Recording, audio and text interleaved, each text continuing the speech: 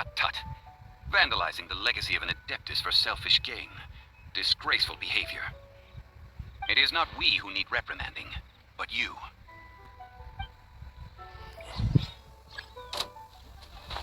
No escape left right. I'll go very well. The source is dead. No, please.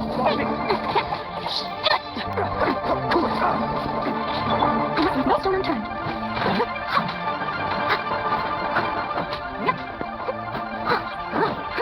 Freeze!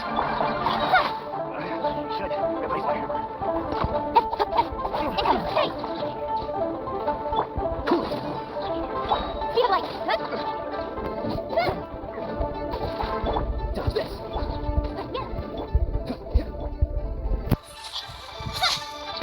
Roger. Yes. Right. No escape.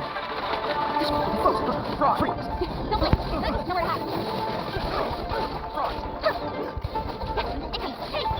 Leave it on me. I do the label.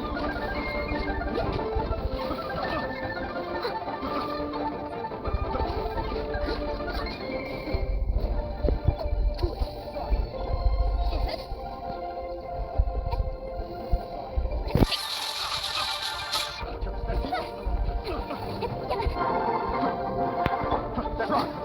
Come on, back.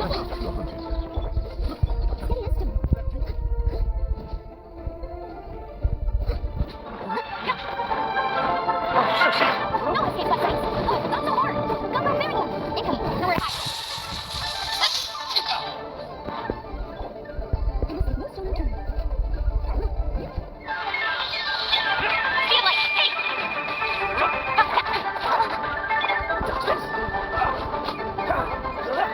The source is dead. No place. Cool it. As a good night show. Steady as stone.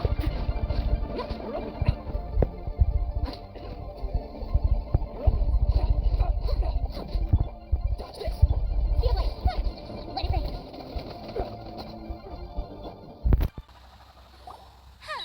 These lowlifes didn't know who they were messing with. Troubling ourselves over this rabble is not worth the time. We should focus on our contract with Chi-Chi. Oh yeah, that! So we've got the Guizhong ballista working, but where's our Coca goat? A search using the Guizhong ballista revealed no significant life forms nearby, save for the usual wildlife. What's more, a contraption built using Adeptus technology should have no trouble detecting an Adeptabeast, as Chi-Chi put it. Which means... Paimon wouldn't go that far. We did something positive, right? We won't solve anything while standing here and racking our brains. Let's return to Boo Boo Pharmacy, explain that we could not find a Coco Goat, and review our next step. Good idea. We did our best, and that's what counts.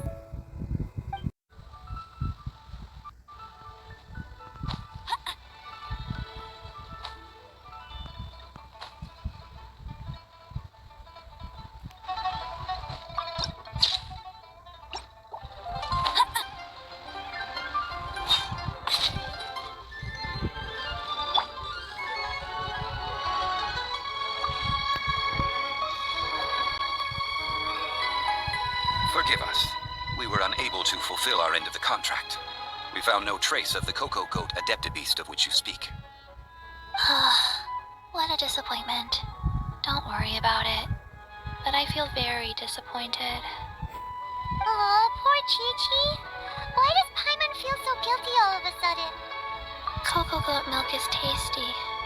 So tasty. Much better than normal goat milk. Only an Adeptabeast could make such tasty milk. I'm sorry. I have a poor memory.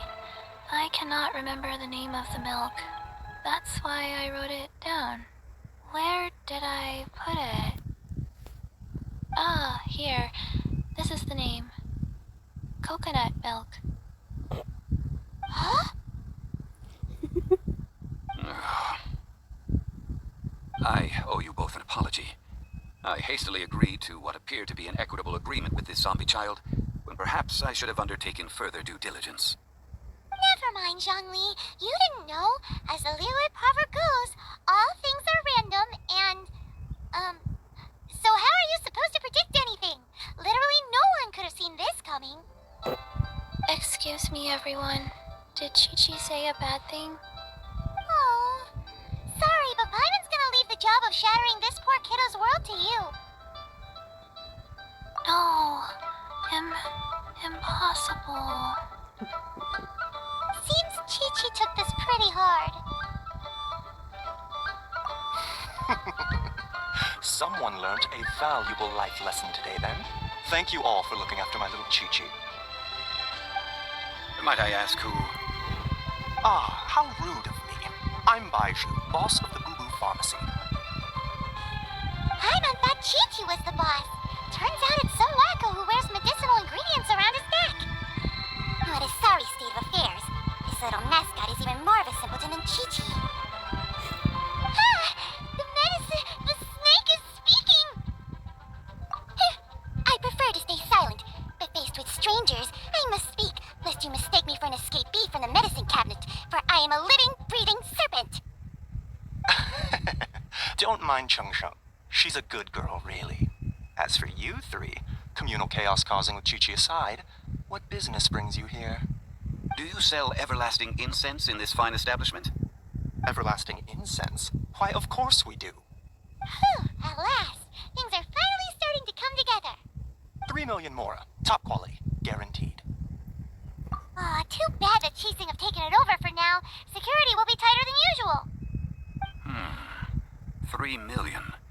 An innocuous number in and of itself, though practically speaking, it could be a hard sum to come by. It's a crazy number. We'd never be able to make that much more. And as for Mr. Zhang Li, he's around 3 million short. This is correct. What are we gonna do? Is this the part where we go crawling back to child?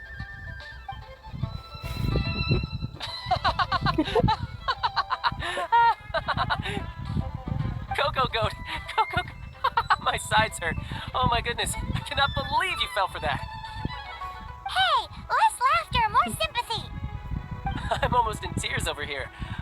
Thank you. That was the best laugh I've had in a long time. In return, I'm more than happy to sort out this mess you've managed to get yourselves into. Excuse me, sir.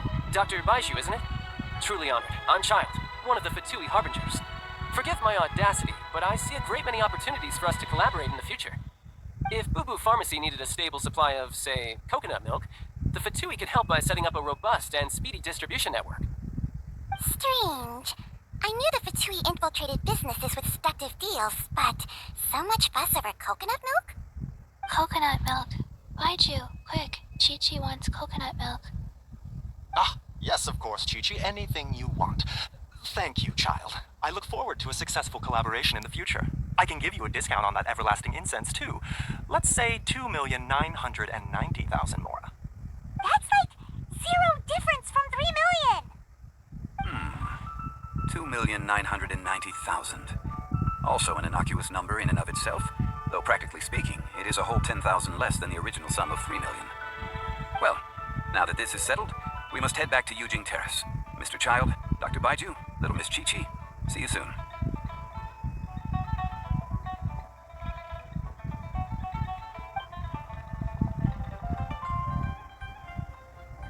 That lot is an absolute riot. Honestly, I can't remember the last time I laughed so hard. So, you've been eavesdropping, I hope. What have I missed? Yes, Master Child. They spoke of the Qixing taking the Golden House. Well, well, well. Ningguang and her Qixing cronies. What else would they be hiding in the Golden House, if not the Exuvia? I apologize, but I warned you, didn't I? As the old Liu saying goes, the walls have ears.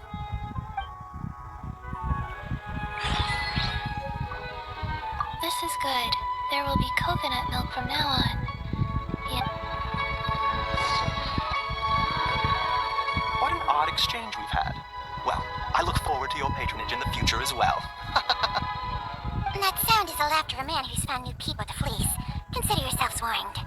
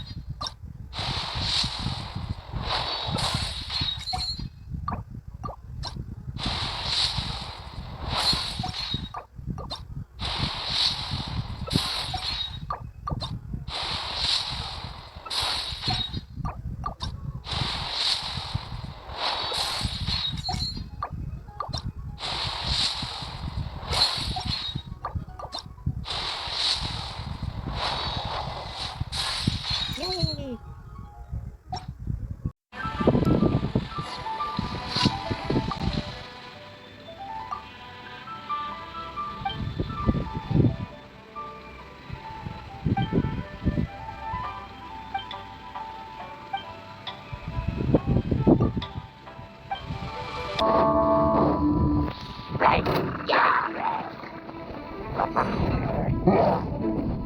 escape! Go, go, Barry, go! Shut up!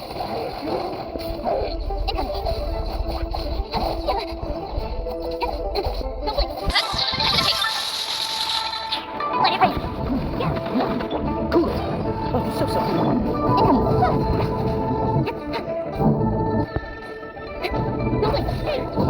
Freeze.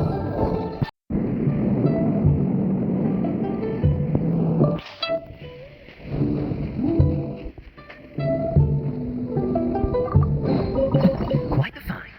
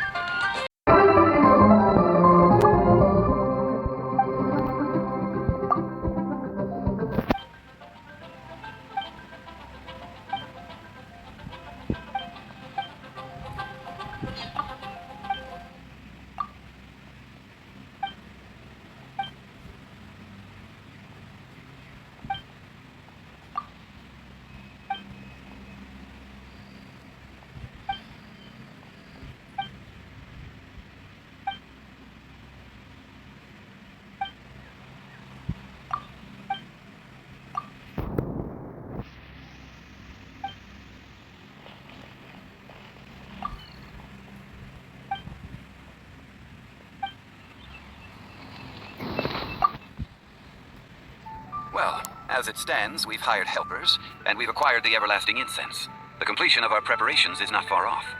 Whew, finally! Well, traveler, have you gained anything from our adventure so far? Odd.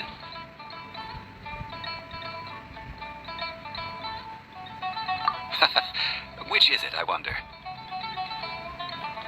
The questions that such travels raise are ever so complicated. Well, I'll leave you to ruminate over it yourself. As to remuneration for your help, I've decided to treat you to a meal. Oh, yes, don't worry. I will remember to bring the Mora this time.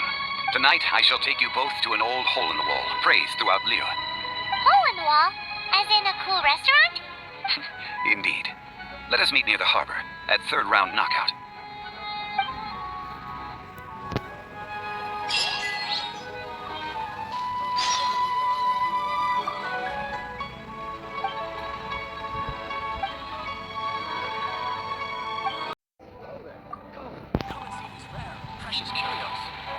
Ah, you're here. There's no need to order. I've already done so. Third round knockout is not for lightweights, like those taverns in Mondstadt. Here, the owner does not take such unorthodox orders as fruit juice. I ordered some wine-fermented sweet rice balls for you, if that counts. If it is to your liking, dear customers, I shall continue the tale of Lady Ningguan's Jade Chamber. Hey, there's even a storyteller here! Great atmosphere! Besides fine wine, the excellent ambiance is the reason why this place is so well loved. But when I say ambiance, I refer to a different sort from the one the Tivat travel guide uses to judge other establishments. As you all know, high above the land of Liyue lies a pavilion in the clouds, a palace in the mist. What does it mean to have all-seeing eyes? This, my friends, Lady Ningguang's masterwork that bridges earth and sky. Imagine, the weather is clear, and you gaze down from the deck on the world below.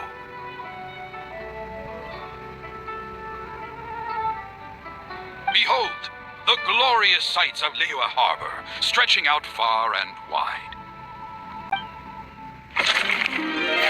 They say that when Lady Ningguang ponders important affairs, she retreats to her jade chamber with none but her 3 closest confidants in tow.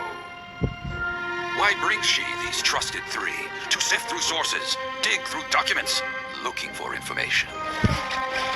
Piece by piece, facts and figures paint a picture on the walls of the chamber. But well before the wall is filled, Lady Ningguang's mind is made up. Having made her call, she has every last document shredded, and whoosh, she scatters the shavings out her window. Ah, look at them, how they billow in the wind like a sudden swirling blizzard. As the fragments fall, traces of text flicker before the eyes of the merchants of Liyue, like ink stains in white snow.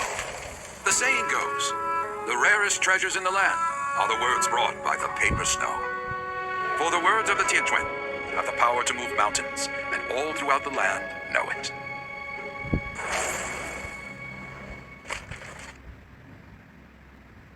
These are but scraps of paper, and yet they guide Lady Ningguang's hand. Such is their value. Merely grasping 1 or 2 of them will surely gift you a fragment of her wisdom, enough to stay a step or 2 ahead of your peers.